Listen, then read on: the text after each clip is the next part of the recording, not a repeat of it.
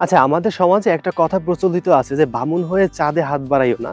আপনি এই কথাটার সাথে আসলে কতটা একমত? একটু ঘাটাঘাটি করলে দেখা যায় যে বড় বড় মনীষী যারা আছে বা সফল ব্যক্তিরা আসলে বলে যে তোমাদের চিন্তা ভাবনাকে অনেক বড় করো, অনেক বেশি চিন্তা করো। মানুষ তার চিন্তার সমান বড় হয়। আপনি যত চিন্তা করতে পারবেন অত বেশি অ্যাচিভ করতে পারবেন। কিন্তু গ্রামের ভাষায় বলেন, গ্রাম বলতে আসলে আমি একেবারে গ্রাম বোঝাচ্ছি না, যাদের মাইন্ড ছোট তারা বলে যে আসলে তুমি বামুন হয়ে চাঁদে হাত দিও না বা তোমার সামর্থ্যের বেশি তুমি প্রত্যাশা করো না। এই কথাটার সাথে আসলে আমি একমত না। আপনি কতটা একমত আমি জানি না, বাট আমি একমত না।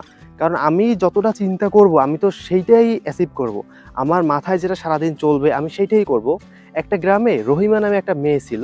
ও খুব গরিব ফ্যামিলির একটা মেয়ে। ওর বাবা ছিল কৃষক আর মা ছিল গৃহিণী। কিন্তু ওর ইচ্ছা ছিল যে ও একদিন ডাক্তার হবে। ও এই লক্ষ্যে ছোটবেলা থেকেই ওর পড়াশোনা, ওর যাবতীয় কার্যক্রমও করতে থাকে। পরবর্তীতে ও 5 এ বৃত্তি পায়, 8 এ বৃত্তি পায়।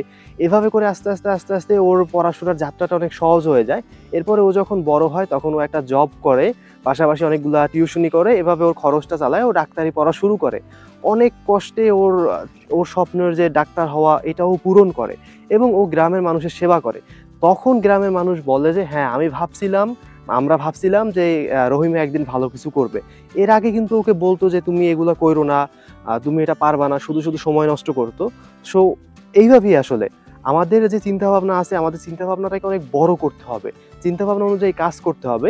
যখন আমরা সফল হব বা আমরা আমাদের কাজটাকে ঠিকভাবে সম্পন্ন করতে পারবো, তখন মানুষ বলবে যে না তুমি ঠিক ছিলা।